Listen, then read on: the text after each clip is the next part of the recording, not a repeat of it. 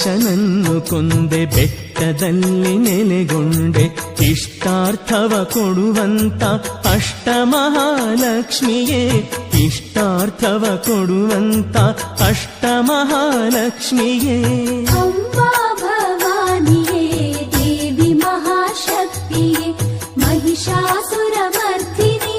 ಅಮ್ಮಾ ಚಾಮುಂಡಿಯೇ ಮಹಿಷಾಸುರಮರ್ದಿನಿ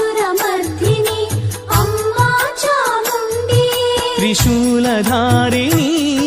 ತ್ರಿಮಾತೆ ರೂಪಿಣಿ